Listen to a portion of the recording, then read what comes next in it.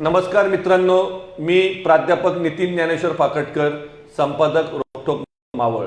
आजच्या आपल्या या कार्यक्रमामध्ये आजचे आपले प्रमुख पाहुणे म्हणजे आयकॅन ट्रेनिंग इन्स्टिट्यूटचे डायरेक्टर श्री गजानन गोरे सर। सर्वप्रथम मी त्यांचं आपल्या स्टुडिओमध्ये सहर्ष स्वागत करतो। सर आपलं सहर्ष।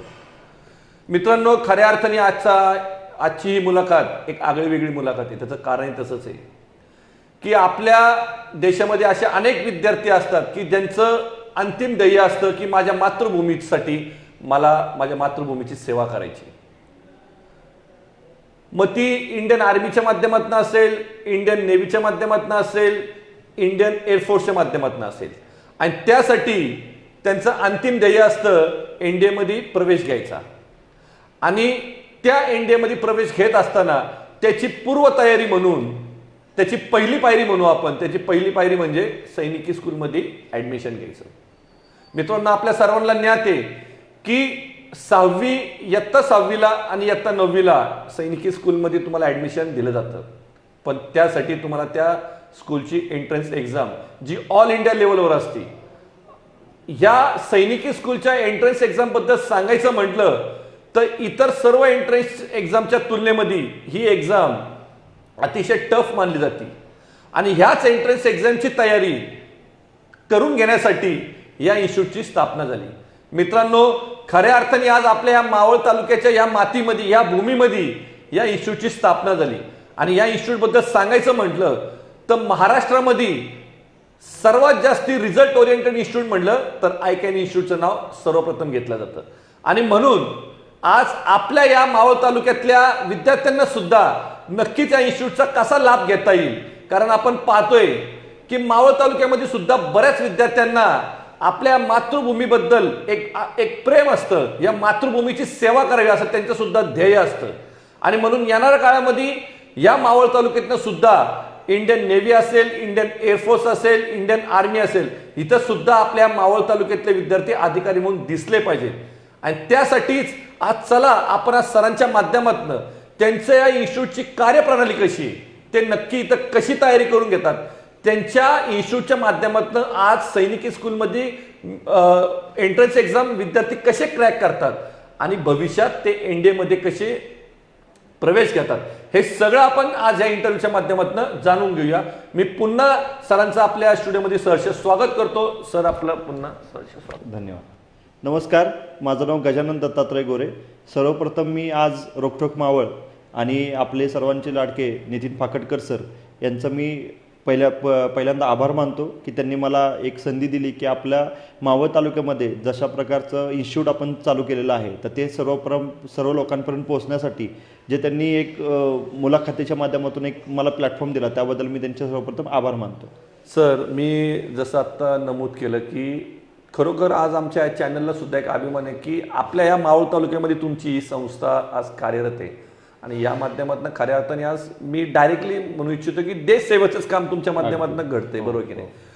तर बऱ्याच विद्यार्थ्यांना मी मगाशी नमूद केलं की त्यांना सैन्यामध्ये जायचं, एअरफोर्समध्ये जायचं, नेव्हीमध्ये जायचं ही इच्छा असते। सैनिकी स्कूल आणि त्याच्याविषयी आज थोडीशी विस्तृत माहिती आज नक्कीच विद्यार्थ्यांना ऐकायला आवडेल। नक्की नक्की नक्की नक्की येस। तर आता आपण जे काही सैनिक स्कूल बोललात तर काय होतं की सैनिक स्कूल हे गव्हर्नमेंटच्या रिलेटेड जे चालणारे असतात ते फक्त 33च सैनिक स्कूल आहेत आपल्या भारतामध्ये, आणि आपल्या महाराष्ट्रामध्ये 2 आहेत। आता सैनिक स्कूलचे म्हणजे which are run by government. Which are run by government म्हणजे जे डिफेन्स मिनिस्टर आहे आपल्या गव्हर्नमेंट, संरक्षण खातं जे आहे त्याच्या थ्रू सैनिक स्कूल सोसायटीची स्थापना करण्यात आली। आणि ह्या सैनिक स्कूल सोसायटीच्या माध्यमातून मग सैनिक स्कूलची स्थापना करण्यात आली। मग हे सैनिक स्कूल पहिल्यांदा जर कुठं बनवलं असेल तर सगळ्यात पहिल्यांदा आपल्या सातारामध्ये तयार झालं। सातारामध्ये जून 1961 साली सैनिक स्कूल तयार करण्यात आलं, जे स्थापना झाली। आणि त्यानंतर मग हळूहळू बाकीच्या ठिकाणी सैनिक स्कूल तयार करण्यात आले। आणि त्यानंतर आता 2019मध्ये चंद्रपूरला तयार झालं की जे सैनिक स्कूल असं आहे, चंद्रपूर सैनिक स्कूलची ख्याती अशी आहे की जवळजवळ बाकीचे जे 32 सैनिक स्कूल आहेत त्या सैनिक स्कूलला बघून पुढच्या 100 वर्षाचं विजन ठेवून मग ते सैनिक स्कूल बनवलेलं आहे चंद्रपूरचं। मग तिथं जर तुम्ही ग्राउंड्स बघितले तर ऑलिम्पिक लेवलचे ग्राउंड्स आहेत तिथे सैनिक स्कूलमधले, आणि जवळजवळ नाही म्हणजे तरी 150 एकरातला तो कॅम्पस आहे। म्हणजे तिथं गेल्यानंतर पहिल्यांदाच आपल्याला अधिकारी झाल्याचंच फील येतो, असं ते सैनिक स्कूल आहे। आता सैनिक स्कूलची स्थापना जसं आपण मागाशी म्हणलं की बाबा एनडीए मध्ये जाण्यासाठीचं पहिलं पाऊल म्हणजे सैनिक स्कूल आहे. बरोबर. आणि आता सैनिक स्कूलला जरी जायचं असलं तरी त्याला प्रवेश परीक्षा द्यावी लागते, एंट्रन्स एक्झाम द्यावी लागते आणि त्या पद्धतीने तयारी करावी लागते. आता सैनिक स्कूलच्या माध्यमातून मग मुलांना एनडीएसाठी तयार करत असताना त्यांना सगळं शिक्षण मिळावं, सगळं ट्रेनिंग मिळावं, ह्यासाठी जे सैनिक स्कूल आहेत. सैनिक स्कूल हे सगळे रेसिडेन्शियल सैनिक स्कूल आहेत, त्यामुळे तिथं मुलांना राहतच जावं लागतं. मग तिथं सकाळी 5:30 वाजल्यापासून ते संध्याकाळी 10:30पर्यंत त्यांचं शेड्यूल्स ठरलेलं असतात. मग मुलांना तिथं 6वी ते 12वी हॉर्स रायडिंग कंपल्सरी आहे, स्विमिंग कंपल्सरी आहे, तिथं मुलांना NCC कंपल्सरी आहे. आणि पूर्णपणे त्यांना एनडीए जाण्यासाठी किंवा त्यांच्या आयुष्यामध्ये एक डिसिप्लिन लाईफ येण्यासाठीचं जे स्कूल आपण म्हणलं जातो ते सैनिक स्कूल आहे. थोडक्यात तुम्हाला एनडीएमध्ये जर प्रवेश घ्यायचा असेल येस तर त्याची पूर्वतयारी म्हणजे सैनिक तुम्हाला सैनिक स्कूल. येस. कारण तिथं जसं तुम्ही सांगितलं की या सगळ्या ऍक्टिव्हिटीज असेल, शिस्त असेल, हे सगळं तिथं तो विद्यार्थी तर त्या माध्यमातून घडला जातो, त्या पद्धतीने घडला जातो. बरोबर की नाही? म्हणजे सर्वांगीण विकास सुद्धा होतो मुलांचा. म्हणजे सर्व प्रकारचे खेळ सुद्धा तिथं खेळून घेतले जातात. मग त्यामध्ये अगदी व्हॉलीबॉल असेल, क्रिकेट असेल, स्क्वॅश गेम्स त्यांनी आणलेले आहेत, फुटबॉल आहे. प्रत्येकाचं ग्राउंड वेगवेगळं आहे आणि असं नाही की एकाच ग्राउंडमध्ये सगळे खेळतात. बास्केटबॉलचं ग्राउंड वेगळं आहे. पण तिथं गेल्यानंतर मुलं पूर्णपणे चारी बाजूंनी एकदम सर्वांगीण ऑलराऊंडर मुलांची डेव्हलपमेंट होते. सर, जसं आपण नॉर्मल स्कूल्स बघतो त्या SSC बोर्ड असतात, CBSE असतात, ICSE असतात, बरोबर की नाही? तर या सैनिक स्कूल जे असतात याच्यामध्ये कोणत्या बोर्डाच्या माध्यमातून चालले जातात? कोणत्याही सैनिक स्कूलला जे स्कूल चालवले जातात हे डिफेन्स मिनिस्टर चालवले जातात, म्हणजे आपलं केंद्रीय गव्हर्नमेंट. त्यामुळे सगळीकडे CBSEचाच प्लॅटफॉर्म आहे. ओके. म्हणजे CBSE करिक्युलम थ्रू चेक होतात, कारण ज्या UPSCच्या एक्झाम्स त्यांना द्यायच्या आहेत पुढे जाऊन, त्या एक्झामचा बेसच CBSE आहे. त्यामुळे त्या सगळ्या स्कूलला CBSE board, common board, CBSE board असतो. CBSE. कोणते विद्यार्थी ही एक्झाम देण्यास पात्र ठरतात? असं सगळे विद्यार्थी म्हणजे कुठल्याही मीडियमचे असतील तरी सगळे विद्यार्थी एक्झाम देऊ शकतात. फक्त एखाद्या SSC बोर्डाचा पण हो SSC बोर्डात असेल तरी देऊ शकतो, मराठी मीडियमचा पण देऊ शकतो, CBSEचा पण देऊ शकतो, ICSEचा पण. फक्त क्रायटेरिया त्याला ती एंट्रन्स क्रॅक करायची. हो. फक्त ह्यामध्ये त्यांची वयाची अट आहे. कारण ते घेत असताना काय घेतात की 6वी आणि 9वी या दोन इयत्तेसाठी घेत असतात. म्हणजे या शाळा मुळातच 6वी पासून पुढे असतात. हो 6वी पासूनच पुढे सुरू होतात. म्हणजे प्रत्येक मिलिटरी स्कूल, प्रत्येक कुठलेही तुम्ही गव्हर्नमेंटचे इन्स्टिट्यूशन घेतलेत ना तर 6वी आणि 9वीलाच आहे. म्हणजे याचबरोबर RMS आहे किंवा जवाहर नवोदय आहे, तिथं 6वी आणि 9वीलाच एंट्रन्स आहे. फक्त आता सैनिक स्कूलमध्ये काय होतं की वयोमानानुसार घेतलं जातं. म्हणजे 6वीला जी मुलं एंट्रन्स देणार आहेत किंवा जे प्रवेश परीक्षेसाठी पात्र ठरणार आहेत त्या मुलांचं वय 10 ते 12 वर्ष पाहिजे. ओके. आणि 9वीला जे विद्यार्थी देणार आहेत, एक्झाम देणार आहेत, त्या विद्यार्थ्यांचं वय 13 ते 15 वर्ष पाहिजे, अशी वयोमर्यादा. सर, याच्यामध्ये सिलेबस असेल, पेपर असेल, याची थोडीशी विस्तृतपणे माहिती. येस. आता हे जे काही एंट्रन्स द्यावी लागणार आहे मुलांना, तर यामध्ये जसं मी तुम्हाला वयोमर्यादा सांगितली. सर, एकच तुम्हाला डिस्टर्ब करतो, म्हणजे थोडक्यात हे सोपं करू इंटरव्ह्यू आपण. येस. 5वी पर्यंत मुलगा नॉर्मल शाळेत शिकतोय. हो. आणि 5वी नंतर त्याला जर सैनिक स्कूलमध्ये भरती व्हायचं असेल तर त्याला 6वीला एंट्रन्स एक्झाम द्यावी लागते. हो. आयदर 9वीला. बरोबर ना? 5वी पर्यंत तो नॉर्मल शाळेत नाही. फक्त आता ह्यात एक करेक्शन आहे की हाच एक गैरसमज आहे पालकांमध्ये सुद्धा की बाबा 4थीला माझा मुलगा आहे, बरोबर, आणि मी जसं म्हणलं तुम्हाला वयोमर्यादेनुसार घेतो 10 ते 12 वर्ष, बरोबर. पण काही मुलं 10व्या वर्षी 4थीत असतात, बरोबर. आणि जर त्यांनी एक्झाम दिली आणि तो जर मेरिटमध्ये आला तर त्याला घेणार का नाही घेणार हा प्रश्न असतो. 100%. आणि हा प्रश्नाचं उत्तर आहे की 4थीतून डायरेक्ट 6वीला मुलाला जाता येईल. ओके. त्याला 5वी स्किप होती. येस. त्याला 5वीचा बेनिफिट मिळतो. हे छोटे जे कन्सेप्ट असतात, डाऊट्स असतात, ते क्लिअर झाले पाहिजे. क्लिअर झाले. हो. नाही, बऱ्याच पालकांना हात असतं की नाही 5वीला गेला तर मग 6वीसाठी. तसं नाहीये. 4थी त्या वयात तो वयात बसतोय ते घेणार. त्याची 1 वर्ष स्किप होऊन डायरेक्ट त्याला 6वीला ऍडमिशन मिळतं. सर, याच्या सिलेबस बद्दल आणि पेपर म्हणजे किती मार्काचा पेपर असतो काय? आता सैनिक स्कूलची जी एंट्रन्स आहे त्याचा सिलेबस हे सैनिक स्कूल ठरवतं. दरवर्षी ज्यावेळी त्यांचे फॉर्म सुटतात त्यावेळी आपल्याला सिलेबस पण मिळतात.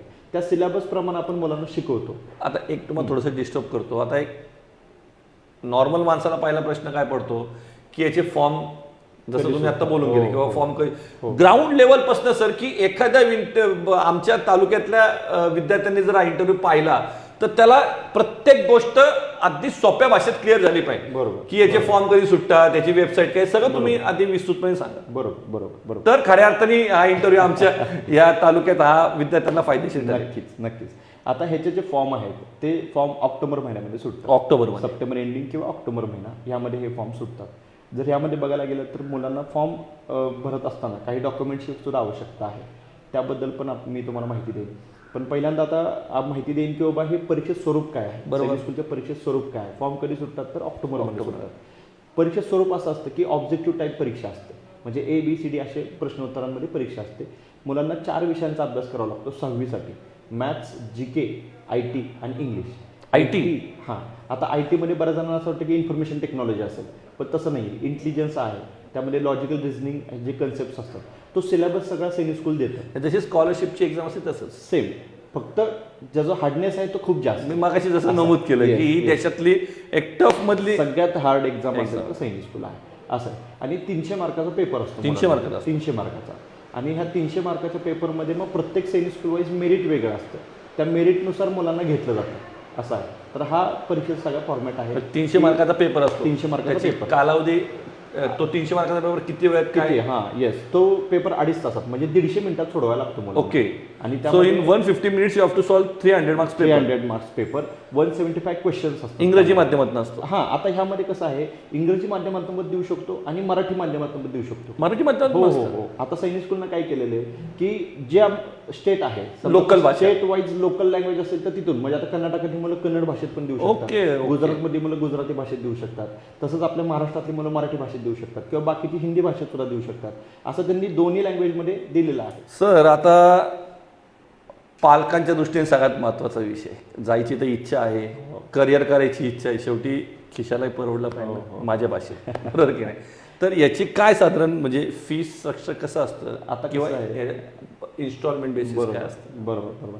प्रत्येक सैनिक स्कूल वाईज फीज स्ट्रक्चर वेगवेगळे आहे. ओके. कारण स्टेट वाईज सैनिक स्कूल बदलले की तिथल्याप्रमाणे त्यांच्या फीज वेगळ्या आहे. प्रत्येक सैनिक स्कूलच्या वेबसाईटवरती फीजचं स्ट्रक्चर अवेलेबल आहे. आम्ही सांगताना सांगतो बाबा अंदाजे मिनिमम 1.5 लाख ते 2 लाखापर्यंत तुम्हाला वार्षिक खर्च असू शकतो आणि दरवर्षी तुम्हाला 10% वाढ होणार आहे फीजमध्ये, असं फीज स्ट्रक्चर असतं. हे जे 1.5 लाख असतात इन्क्लुडिंग एव्हरीथिंग, इन्क्लुडिंग एव्हरीथिंग, तुमचं रेसिडेन्शियल हो हो हो हो हो सगळं त्यामध्ये. कारण कसं हे डिफेन्स मिनिस्ट्री चालवले जातात स्कूल्स, त्यामुळे गव्हर्नमेंट फंडिंग्स पण, त्यामुळे त्या फीजमध्ये ते घेतात. मग याच्यामध्ये परत ओपनला हीच फीज नाही कॅटेगरी असं काय असतं? नाही, फक्त घेताना रिझर्वेशन क्रायटेरिया आहे, पण फीजमध्ये काही रिझर्वेशन नाही. जसं कॉलेजला असतं असं नाही काहीच नाही. येस सर, पुढचा प्रश्न, मग याच्यासाठी काय इन्स्टॉलमेंट बेसिस वगैरे काय आहे? असतात ना, त्या क्वार्टरली बेसिसवर देतात, 6 मंथ देतात, 1 टाइम देतात ते इन्स्टॉलमेंट्स असतात. ते प्रत्येक सैनिक स्कूलच्या वेबसाईटवरती आपल्याला अवेलेबल होतं असं आहे. सर, मला वाटतं की आता 90% सैनिकी स्कूलबद्दल सगळ्यांचे डाऊट्स आपल्या मावळातील पालकांचे नक्कीच क्लिअर झाले, माझे 100% झाले. येस. ओके. मी सुद्धा या बऱ्याचशा गोष्टी, कारण आज पाहतोय ना सर, मावळ तालुक्यामध्ये बऱ्यापैकी मेडिकल, इंजिनिअरिंग, फार्मसी इथे कल जास्ती वाटतो, बरोबर की नाही? तर मला वाटतं नक्कीच या इंटरव्ह्यू नंतर सैनिकी स्कूलकडे लोकांचा कल वाढेल ही अपेक्षा या इंटरव्ह्यूच्या माध्यमातून व्यक्त करतो. आता मला वाटतं सर, आपण मुख्य ज्याला आपण या इंटरव्ह्यूचा मुख्य गाभा म्हणूया की तुमचं इन्स्टिट्यूट, कारण मी तुमच्या इन्स्टिट्यूटबद्दल ऐकून आहे, तुमचे रिझल्ट्सचे मी रिझल्ट्स पाहिलेत की बाबा महाराष्ट्रातलं नंबर 1 इन्स्टिट्यूट, अशी तुमची मोठी जाहिरात पाहिली मी की रिझल्ट्स देणारं इन्स्टिट्यूट, बरोबर की नाही? तर आता थोडंसं तुमच्या इन्स्टिट्यूटबद्दल इंट्रोडक्शन आम्हाला द्यावं. नक्कीच. आपलं institute I can training institute म्हणून आहे. I can yes, I can, या 2 शब्दातच मला वाटतं मी करू शकतो असं आहे. कारण आपली जी एंट्रन्स माहिती तशी आहे, कारण दरवर्षी 10 ते 15,000 मुलं बसतात आणि जागा फक्त 80 असतात, आणि ह्या 80 मध्ये आपली मुलं गेली पाहिजेत, ह्यासाठीचा पहिला प्रयत्न असतो प्रत्येक पालकांचा, आणि त्या प्रयत्नांना यश आणण्याचं काम आपल्या इन्स्टिट्यूटच्या माध्यमातून केलं जातं. आज जर बघायला गेलं, आय कॅन ट्रेनिंग इन्स्टिट्यूटच्या माध्यमातून 2022 साली 143 विद्यार्थी सिलेक्ट झाले. हे भारतातल्या कुठल्याही इन्स्टिट्यूटचा असा रिझल्ट नसतो की एवढ्या संख्येनं विद्यार्थी मेडिकलसाठी पात्र ठरलेत किंवा मेरिटमध्ये आलेत. हे कुठल्याही इन्स्टिट्यूटचा रिझल्ट नसतो.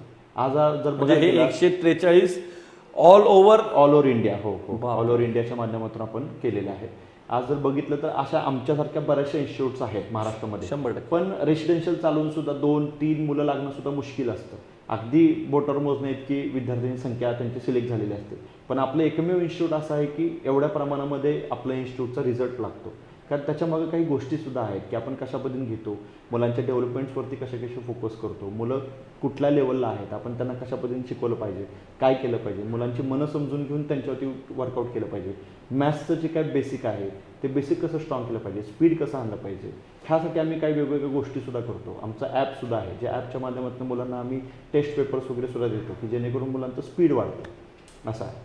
तर ह्या पद्धतीचं आपण तयारी करून घेतो मुलांची. सर, तुम्ही आत्ता तुमच्या इन्स्टिट्यूटबद्दल तुमचं इंट्रोडक्शन दिलं.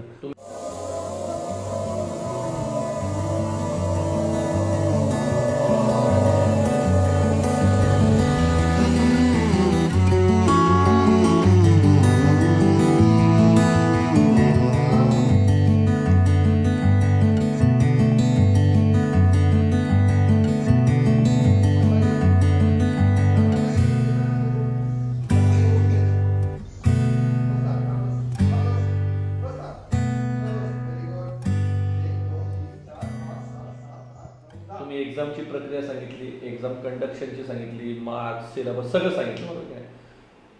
आम्हाला थोडक्यात हे ऐकायचे आज की एखादा विद्यार्थी एक्झाम पास झाल्यानंतरची प्रक्रिया काय, शेवटी ते महत्वाचं. बरोबर आहे, अगदी बरोबर, अगदी बरोबर. आता कसं असतं, एक्झाम पास झाल्यानंतर तो मेरिटमध्ये आलाय का ते बघितलं जातं, आणि मेरिटमध्ये जर आला असेल तर मग तुम्हाला सैनिक स्कूलतर्फे लेटर येतं की बाबा तुम्हाला मेडिकल करायचं आहे. कारण मुलगा फक्त हुशार असून उपयोग नाही किंवा मेरिटमध्ये येऊन उपयोग नाही, तो फक्त तिथं प्रोसेस स्टॉप होत नाही. नाही नाही नाही नाही मेडिकली फिट व्हावं लागतं. मग आता मेडिकली फिट होत असताना ते काय काय बघतात, तर त्या मुलांचं चष्मा, एक तर चष्मा नसावा, असेल तर 6x6चं विजन पाहिजे. कलर ब्लाइंडनेस हा मेन पार्ट येतो डोळ्यांचा, कलर ब्लाइंडनेस नसावा. त्याचबरोबर नॉकनी म्हणजे गुडघे जुळलेले नसावे किंवा फ्लॅटफूट असतो, बऱ्याच मुलांना ओव्हरवेट किंवा फ्लॅटफूटचा प्रॉब्लेम असतो, म्हणजे तळवे पसरट असतात तर ते चालत नाही, तळव्याला कर्व पाहिजे. अशा प्रकारचं मेडिकल फिटनेस घेतलं जातं. त्याचबरोबर त्यांचं ENT म्हणजे डोळ्यांचं वगैरे तुम्हाला सांगितलं त्यापर्यंत सगळं, म्हणजे दात वगैरे त्यांचं ओव्हरऑल सगळ्या बॉडीचं स्ट्रक्चर बघितलं जातं, आणि ते इलिजिबल असेल तर मग तो एंट्रन्स म्हणजे आतमध्ये सैनिक स्कूलमध्ये प्रवेश परीक्षा घेण्यासाठी तो इलिजिबल झाला. मग त्यानंतर मग ते प्रवेश प्रक्रियेसाठी बोलवून घेतात. पण मेडिकली फिट पाहिजे असं आहे, फक्त एक्झाम पास होऊन उपयोग नाही, मेडिकल पण फिट व्हावं लागतं. सर, मला वाटतं की आता खऱ्या अर्थाने ही प्रोसेस अगदी आपण क्रिस्टल क्लिअर केली. आता आपण तुमच्या इन्स्टिट्यूटकडे येऊ की जसं मी सुरुवातीपासून अगदी नमूद केलं की आज आयकॅन इन्स्टिट्यूट म्हटलं तर महाराष्ट्रातलं नंबर 1 इन्स्टिट्यूट, आणि ते पण रिझल्ट ओरिएंटेड. तर थोडं तुमच्या इन्स्टिट्यूटबद्दल. येस आयकॅन ट्रेनिंग इन्स्टिट्यूटच्या माध्यमातून आम्ही जे सैनिक स्कूल आहे किंवा अदर ज्या एक्झाम्स आहेत त्याचीसुद्धा तयारी करून घेत असतो. पण फोकसली सैनिक स्कूलवरती जास्त करून आपण फोकस करतो. सैनिक स्कूल आहे, राष्ट्रीय मिलिटरी स्कूल आहे, जवाहर नवोदय आहे किंवा स्कॉलरशिप्स आहेत किंवा बाकीच्याही मुलांना ऑलिम्पियाड वगैरे, कारण सिलेबस एकच आहे. त्यामुळे ह्या सर्व एक्झामची तयारी मुलांची होत असते आणि ह्या माध्यमातून आपण तयारी करून घेतो. आज दरवर्षी आमचा रिझल्ट हा वाढता आहे, आलेख हा वाढता आहे. कारण आज जर बघितलं सलग 2 वर्ष आम्ही महाराष्ट्रात 1 नंबरला होतो, या सलग 2 वर्षाला आम्ही आता भारतात 1 नंबरला आहे. कारण गेल्या वर्षी 44 मुलं सिलेक्ट झाली होती, ह्या वर्षी त्याच्यापेक्षा तिप्पट निकाल म्हणजे जवळजवळ 143 विद्यार्थी आपले सैनिक स्कूलच्या मेरिट लिस्टमध्ये सिलेक्ट झाले ऑल ओव्हर इंडियासाठी. म्हणजे त्या माध्यमातून एवढा रिझल्ट, म्हणजे आज आम्ही बघितलेलं आहे की बाकीचे काही इन्स्टिट्यूट्स असतात रेसिडेन्शियल सेटअप चालवून किंवा असं ऑनलाईन वगैरे घेऊन सुद्धा एवढा रिझल्ट लागत नाही. पण आज आपण त्या पद्धतीने रिझल्ट लावलेला आहे. त्यामुळे आज पालकांचा एक विश्वास आहे की नाही, आयकॅनमध्ये गेलं तर मुलगा 99% चान्स आहे की बाबा मुलगा आपला सैनिक स्कूलला सिलेक्ट होऊ शकतो. तर ह्या माध्यमातून जर आज 143 विद्यार्थी बघितले, गेल्या वर्षी आमचे 44 विद्यार्थी असताना 240च्या वर मार्क पडलेले अगदी 2, 3, 4, 5 विद्यार्थी होते. पण ह्या वर्षी 240च्या वर मार्क घेतलेले 63 विद्यार्थी आहेत. हा आपल्या इन्स्टिट्यूटचा निकाल आहे की 63 विद्यार्थी 240च्या वर, 300 पैकी 240च्या वर मार्क घेणं साधी सोपी गोष्ट नाही. कारण GK अनप्रेडिक्टेबल असतो, GK कसा येईल माहीत नसतो. GKचा सिलेबस दिलेला आहे सैनिक स्कूलनं, पण कसा येईल प्रश्न किंवा कुठला प्रश्न येईल माहीत नसतो. त्यामुळे तेवढा अभ्यास करून घ्यावा लागतो आणि त्यामुळे आज हा असा रिझल्ट आहे. जवळजवळ राज्यात 2ऱ्या नंबरला, 1ल्या नंबरला, 3ऱ्या नंबरला जर बघितला आम्ही तो आकडा काढला, 95 मुलं आपली अशी आहेत की राज्यात 1ल्या नंबरला आहेत. जर आज बाहेरच्या स्टेटमध्ये गेलं तर राज्यात 1ल्या नंबरला आपले विद्यार्थी, असे 95 विद्यार्थी आपले आहेत की जे 1ल्या नंबरला आहेत. सातारा सैनिक स्कूलला आहेत, चंद्रपूर सैनिक स्कूलला आहेत. डिफेन्स कॅटेगरीमधनं सुद्धा आदर्श वाकळे म्हणून मुलगा आहे जो महाराष्ट्र राज्यातून 3रा आलेला आहे. महाराष्ट्र राज्यातून अन्वय दंडवती म्हणून SC कॅटेगरीतनं मुलगा राज्यात 1ला आलेला आहे, कारण त्याला 255 मार्क आहेत. त्याच्या एवढे मार्क कोणी पाडलेच नाही. मग देर इज नो कॉम्पिटिशन. अशा पद्धतीचा अभ्यास मुलांचा आपण करून घेतो. हर्षवर्धन भाकरे म्हणून विद्यार्थी आहे जो आज त्याचे वडील शिक्षक आहेत आणि आज तो हरियाणा सैनिक स्कूलला सिलेक्ट झालेला आहे, त्याला 248 मार्क आहे. आदर्श वाक्य मी बोललो त्याला सुद्धा 248 मार्क आहेत. म्हणजे एवढे मार्क्स घेऊन मुलं आज सिलेक्ट होतात. रायबान पवार म्हणून ज्याचे वडील कर्नल आहेत, नेव्ही आता आर्मीमध्ये आहेत, ते कर्नल पदावरती आहेत, त्यांच्या मुलाला जवळजवळ 259 मार्क पडून तो 261 मार्क पडून तो सातारा सैनिक स्कूलला सिलेक्ट झालेला आहे. म्हणजे अशा पद्धतीचा रिझल्ट आहे. मी अगदी 4-5 तुम्हाला नावं सांगितली, अशी 95 नावं आहेत. सगळी नावं मी घेऊ शकत एका इंटरव्ह्यूच्या माध्यमातून हे सगळं कव्हर करणं अवघड आहे. येस. सर आता ह्यात तुम्ही क्लिअर केलं की तुम्ही कशा प्रकारे तयारी करून घेता, बरोबर आहे. रेसिडेन्शियल मध्ये आम्हाला उत्सुकता आहे सर की इतर ऍक्टिव्हिटीज काय असतात त्याच्यामध्ये. हो, आता कसं आहे की आज रेसिडेन्शियल सेटअप जो असतो, तर रेसिडेन्शियल सेटअपमध्ये आम्ही काय करतो, मुलांना निवासी घेतो. निवासी घेऊन मुलांना आपण इथं शिकवतो. सैनिक स्कूलच्या दृष्टीनं तयारी करून घेतो. जसं मी तुम्हाला मगाशी म्हणलं की 4 विषय असतात, मॅथ्स, GK, IT आणि इंग्लिश. ह्या 4 विषयांची तयारी करून घेतो. ह्यामध्ये सकाळी 5:30 वाजल्यापासून संध्याकाळी 10:30 पर्यंत आपलं शेड्यूल असतं. सकाळी 5:30ला मुलं उठतात. आपण योगासाठी वेगळे टीचर्स आहेत, प्रत्येक विषयासाठी आपले वेगवेगळे टीचर्स आहेत. मी प्रत्येक विषयाला 2-2 टीचर्स ठेवलेले आहेत की जेणेकरून प्रत्येक मुलावरती आमचं लक्ष राहावं. कारण काय होतं, काही मुलांना एकत्रितपणे शिकवलं समजतं, काही मुलांना सिंगल शिकवावं लागतं. तशा प्रकारे सुद्धा आपण रेसिडेन्शियलच्या माध्यमातून तयारी करून घेत असतो. आणि हे करत असताना मग सकाळी 5:30ला उठलं की योगाचे टीचर येतात, योगाचा क्लास होतो. ते झालं की मग त्यांचं दिवसभरचं शेड्यूल आमचं ठरलेलं आहे. मग नाश्ता आहे, लेक्चर्स आहेत, जेवण आहे, दुपारचा नाश्ता आहे, कारण 2 टाईम नाश्ता द्यावा लागतो. त्यानंतर संध्याकाळचं थोडंसं त्यांना ॲक्टिव्हिटीज पण देतो आपण. त्यानंतर आपण आता लायब्ररी चालू केलेली आहे, जेणेकरून मुलांना इथं वाचन, इतर अवांतर वाचनासाठी सुद्धा पुस्तकं आपण दिलेली, जेणेकरून फक्त अभ्यासच नको, एक ॲक्टिव्हिटी म्हणून दुसरी पुस्तकं पण वाचायला मिळालीत. मग तशीही पुस्तकं आपण ठेवलेली आहे. ते झालं की मग मुलं संध्याकाळचं जेवण झालं की आपण सेशन्स आणि मग मुलं झोपी जातात. असं दिवसभरात आपलं शेड्यूल असतं. आणि फोकसली सैनिक स्कूलच्या दृष्टीनं आपण कसं त्यांना तयार करू शकतो, कशी प्रॅक्टिस करू शकतो, हे सगळं करून घेतो. तर इतर ॲक्टिव्हिटीमध्ये जर बोलाल की आज ज्यांनी मला घडवलं, माझे आईवडील, ते स्वतः इतर रेसिडेन्शियल सेटअपमध्ये येतात. ते संस्कार वर्ग आपण घेतो की मुलांवरती आपण संस्कार सुद्धा करतो की आईवडिलांचं महत्त्व काय आहे, आईवडील आपल्यासाठी कसे कष्ट करतात. जर आपल्याला आज निवासी ठिकाणी ठेवलेलं आहे, एवढं फीस ते भरतात, तर त्या माध्यमातून बाबा त्यांना संस्कार असणं गरजेचं आहे किंवा त्या प्रत्येक गोष्टीचं व्हॅल्यू असणं गरजेचं आहे. आज मुलांना संस्कार तेवढे मिळत नाहीत, तर त्या पद्धतीने आपण संस्कार वर्ग सुद्धा आपण मुलांचा घेतो की जेणेकरून त्यांना संस्कार सुद्धा, नुसतं नॉलेज असून उपयोग नाही किंवा नुसतं सगळ्या गोष्टी असून उपयोग नाही, त्याबरोबर संस्कार सुद्धा पाहिजे. मग त्या ॲक्टिव्हिटीजमध्ये आम्ही अगदी इंडोर ॲक्टिव्हिटीज घेतो, आउटडोर ॲक्टिव्हिटीज घेतो. इंडोरमध्ये आपण संगीत खुर्ची वगैरे म्हणा किंवा कॅरम बोर्ड आहे, चेस आहे, मुलांना इथं बॅडमिंटन्स आहेत. त्याचबरोबर मुलांना बाहेर गेल्यानंतर फुटबॉल आपण खेळायला येतो, क्रिकेट आहे, इथं आपलं ग्राउंड आहे, त्या ग्राउंडच्या माध्यमातून मुलं त्या पण ॲक्टिव्हिटी करतात. म्हणजे मुलांना फिजिकली पण आपण स्ट्रॉंग बनवतो आणि मेंटली पण स्ट्रॉंग बनवतो आपल्या निवासी इन्स्टिट्यूटच्या माध्यमातून. असं आहे. तर त्या पद्धतीने आपण इथं तयारी करून घेत असतो. सर मला वाटतं की आता तुम्ही हे तुमच्या रेसिडेन्शियलच्या ऍक्टिव्हिटीबद्दल सांगितलं, रिझल्ट्सबद्दल सांगितलं, तर मुख्यतः कोणत्या एक्झामची तयारी करून घेतली जाते? मुख्यतः सैनिक स्कूलचीच तयारी होते. सैनिक स्कूलची तयारीसोबत आपण RMS पण घेतो. आता RMC आम्ही ऑनलाईनच्या माध्यमातून चालू केलेलं आहे. RMCच्या बॅच आम्ही आता 15 एप्रिलपासून चालू केलेलं आहे. मग त्यासुद्धा आपण घेतो. त्याचबरोबर जवाहर नवोदयची पण आपण तयारी करून घेतो. त्याचबरोबर स्कॉलरशिपची पण तयारी करून घेतो. आपलं सैनिक स्कूल नोट्स ॲप म्हणून आहे, म्हणजे आपले ऑनलाईनसुद्धा क्लासेस चालतात. अगदी मुलगा घरी बसून सुद्धा शिकू शकतो. गेल्या वर्षी सुद्धा आपली बरीचशी मुलं ऑनलाईन होतं. कोविडच्या काळात सुद्धा बरीचशी मुलं ऑनलाईन होती. त्यावेळीसुद्धा आपण मुलांना घरी बसून शिकवलं. त्यावेळीसुद्धा आपला रिझल्ट खूप चांगला लागला. कारण आपल्या ॲपच्या माध्यमातून सुद्धा मुलांना पूर्णपणे माहिती मिळते, व्हिडिओज बघायला मिळतात. असं आहे. म्हणजे ऑनलाईनची सुद्धा सुविधा, ऑनलाईनची सुद्धा सुविधा आहे. हो. असं थोडंसं म्हणजे तुम्हाला डिस्टर्ब करतो. एक ज्यावेळेस तुमचं इन्स्टिट्यूट मी या सगळ्याचा अभ्यास करायला इथे ज्यावेळेस आलो होतो, त्यावेळेस मला एक असा प्रश्न पडला की हे विद्यार्थी तुमच्याकडे 4वी-5वी पासून येत असतील, त्याला 6वीला क्रॅक करायचे, बरोबर ना? तुमचं मला वाटतं वर्षाचं टेन्युअर आहे या पूर्वतयारीचं, बरोबर आहे? मग एक माझ्यासारख्या शिक्षकाला हा प्रश्न पडतो की मग हे विद्यार्थी कुठे शाळेत त्यांचं ऍडमिशन असतं, म्हणजे तुमच्याकडे 1 वर्ष रेसिडेन्शियल कशी येतात ना. काय असतं की काही शाळा आपल्याला सपोर्ट करतात किंवा काही शाळांचं आपलं आहे की बाबा मुलं इथं बसले तरी चालतात आणि त्या पद्धतीने आपण तयारी तेवढं आहे. हो, कारण शाळा सुद्धा आज बघा ना, आज सैनिक स्कूलमध्ये जाणं हे सुद्धा एक प्राईड आहे, एक भूषण आहे की शाळेसाठी सुद्धा एक भूषण आहे की असा विद्यार्थी आपल्या शाळेतनं जातोय, हे फार महत्वाचं आहे. आणि कारण 10 ते 15 हजार मुलांना 80 मुलं सिलेक्ट होतात आणि त्यात जर एखादा शाळेचा मुलगा सिलेक्ट झाला तर नाव होतं असं आहे. त्यामुळे असं सर मला वाटतं की तुमचा सक्सेस रेशो पाहिला तर शेवटी एक माझ्यासारख्या शिक्षकाला पण ते कुठंतरी एक उत्सुकता म्हणा, क्युरियोसिटी म्हणा की हा प्रश्न तुम्हाला विचारलाच पाहिजे या माध्यमातून की सर या सगळ्या यशाचं रहस्य काय. कारण आज संपूर्ण महाराष्ट्र असेल, भारतात असेल, तुमचा एवढा विद्यार्थ्यांचा जो रेशिओ आहे, हो. बरोबर की नाही, सक्सेसचा, तर नक्की थोडक्यात या यशाचं रहस्य काय?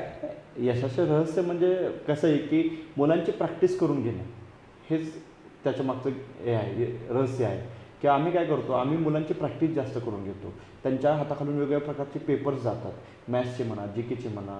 आता जी केचं आम्ही रेसिडेन्शियलला कसं करतो, आम्ही ऑडिओ आणि व्हिडिओ दोन्ही व्हिज्युअल स्वरूपात मुलांना देतो की जेणेकरून मुलांना व्हिडिओच्या माध्यमातून सुद्धा कसं असतं की जी केमध्ये सुद्धा जनरल सायन्सचं पण पार्ट आहे. मग समजा एखादा इन्व्हेंटर आहे, बाबा लाईट कोणी बनवली, तर त्याचं नाव माहीत असतं, पण फोटोच्या स्वरूपात जर आपण दाखवलं तर ते मुलांच्या लक्षात राहतं. Audio visual. कारण नाव थॉमस अल्वा एडिसन हे नाव मोठं आहे किंवा ते त्या वयातल्या मुलांना लवकर लक्षात राहणार नाही किंवा ते कॅप्चर होणार नाही. किंवा फोनचा शोध कोणी लावला, ग्राहम बेल, मग त्यांचा जर फोटो असेल तर त्या पद्धतीनं आपण मुलांना ते शिकवतो की जेणेकरून जी के त्यांच्या लक्षात राहावं. कारण जी के वास्ट आहे, जेवढं घेईल तेवढं कमी. कुठला प्रश्न येईल माहीत नाही आहे कारण सिलेबस दिलेला आहे. मग त्यापासून ते पेपर प्रॅक्टिस जवळजवळ वर्षभरात आपण 300 ते 400 पेपर मुलांच्या हाताखालून घालवतो, जेणेकरून त्यांना प्रॅक्टिस जास्त होते आणि त्यांना असं वाटत नाही की आपण बाबा एक्झाम देतोय, हे त्यांना वाटत नाही. ते रेग्युलर एक्झाम सोडवतात. आणि ह्याला मेन म्हणजे कसं आहे, टाईम लिमिट आहे. तुम्हाला 150 मिनिटात पेपर सोडवायचा, 300 मार्काचा पेपर सोडवायचा. बऱ्याच मुलांचा आम्ही दरवर्षी प्रॉब्लेम बघितलेला आहे, टाईमच पुरत नाही कारण प्रॅक्टिस नसते तेवढी. आणि आपण ते करून घेतो, प्रॅक्टिस मॅक्झिमम करून घेतो. मुलांच्या माध्यमातून प्रॅक्टिस होते.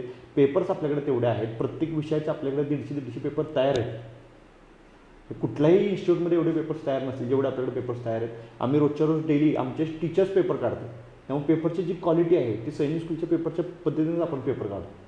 त्यामुळे आम्हाला मुलं सांगत येतात की थोडक्यात एका हायली प्रोफेशनल लेवलवर तुम्ही काम करता. Your system works. बरोबर ना सर? मग ॲक्च्युली हा प्रश्न मला तुम्ही ज्यावेळेस तुमच्या इतर ॲक्टिव्हिटीज असेल, संस्थेबद्दल माहिती देत असताना, एक माझ्यासारख्या एक पालक, मी सुद्धा आज एक पालक आहे, एक शिक्षक आहे, माझ्या मनात हा प्रश्न आला की हे सगळं माहिती सांगत असताना तुम्ही तज्ज्ञ तुमच्या शिक्षकांच्या स्टाफबद्दल सांगितलं, तुम्ही तुमच्या जेवणाच्या क्वालिटीबद्दल सांगितलं, तुमच्या प्लेग्राऊंडबद्दल सांगितलं, मेडिकल हा सुद्धा एक महत्त्वाचा विषय. कारण आज एक संपूर्ण वर्ष एक पालक त्याच्या काळजाचा तुकडा तुमच्याकडे सोपत असतो, बरोबर आहे सर? तर मग हे कसं काय तुम्ही मॅनेज करता? नाही, तर कसं आहे की यामध्ये आपण डॉक्टरांना दर आठवड्याला डॉक्टर आपल्या ते व्हिजिटला येतात, असं आहे. ओके, म्हणजे कंपल्सरी व्हिजिट असते. कंपल्सरी डॉक्टरांची व्हिजिट असते. मग त्यामध्ये आपण मुलांना चेकिंग करणं, मग त्यामध्ये आता जी काय मुलं, शक्यतो मुलं इथं आजारी पडत नाहीत कारण मी जेवणच त्या पद्धतीने देतो. कारण बेसिक कसं आहे माहिती आहे काय, पोटात चांगलं असेल तर बुद्धी चांगली चालणार आहे. माझ्या आईने मला 100% तू चांगलं जेवलास तर चांगली बुद्धी चालणार आहे. जर म्हणजे कसं असतं त्याच्यावरती सगळं डिपेंड आहे. आणि जर आपण मुलांना चांगलं जेवण दिलं, चांगल्या पद्धतीने त्यांचं राहणीमान ठेवलं, स्वच्छता बाळगली. आज तुम्ही माझ्या कॅम्पसमध्ये बघा, कुठे तुम्हाला तुकडा सुद्धा दिसणार 100%. म्हणजे स्वच्छता बाळगली, बाथरूम स्वच्छ ठेवली. कारण काय होतं, ही वयातली मुलं आहेत, त्यांना ना समज वय असतं, त्यामुळे त्या पद्धतीने तेही साफ ठेवणं, ह्या गोष्टी आम्ही 2 आठवड्यात एकदा बाथरूम वगैरे साफ करणं, त्या गोष्टी करून घेतो. तेव्हा मेडिकलला मला जास्त कधी त्रास होत नाही. आणि कसं असतं की अगदीच प्रिकॉशनरी, म्हणजे कसं असतं की बाबा ताप आली की आपल्याला माहिती आहे पॅरासिटेबलची गोळी किंवा लहान मुलांना पॅरासिट देणं असतं. म्हणजे अशा प्रकारचे किट्स जे आहेत ते आपण ऑलरेडी तयार केलेले आहेत. आपल्या इथं सगळ्या सिस्टम्स आहेत, म्हणजे थर्मोमीटरपासून ब्लड प्रेशर मशीन मोजण्यापासून अशा वजन वगैरे सगळ्याचा आपण सेटअप केलेला आहे. त्यामुळे त्या बाबतीत आपल्याला कधीच त्रास जाणवत नाही. आणि दर आठवड्यात डॉक्टरांची व्हिजिट असल्यामुळे आम्ही निश्चिंत असतो. 100%. असं आहे. थोडक्यात तुमची, मी जसं मागाशी नमूद केलं की तुम्ही प्रत्येक पॅरामीटरचा एक सखोल अभ्यास करून पूर्ण सिस्टीम तुम्ही इथं तुमची कार्यरत आहे, बरोबर की नाही सर?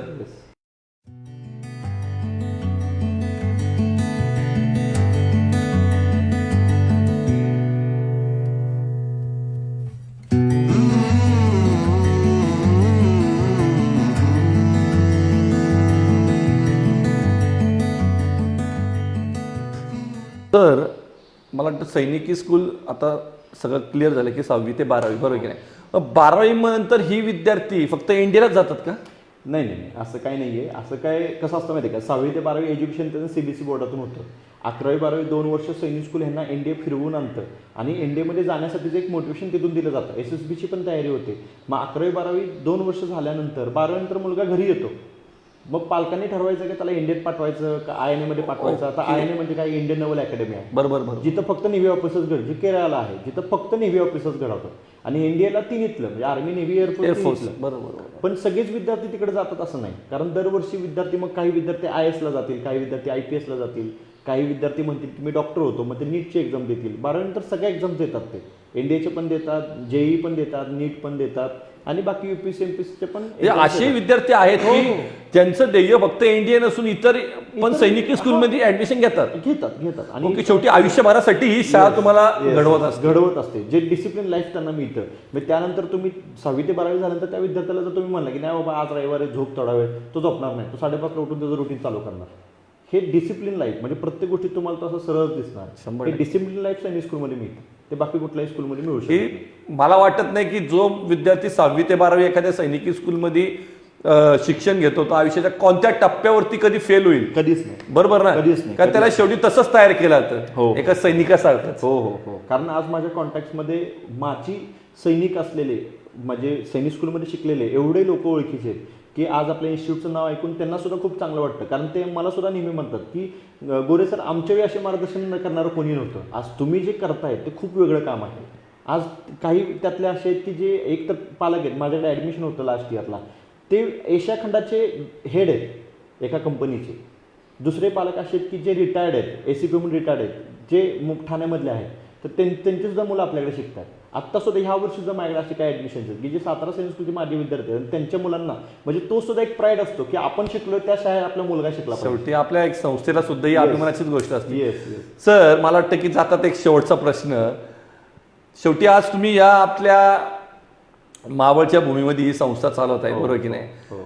तर सर्वच पालकांना ही उत्सुकता आहे की शेवटी कुठतरी आपण या मातीचं देणं लागतो.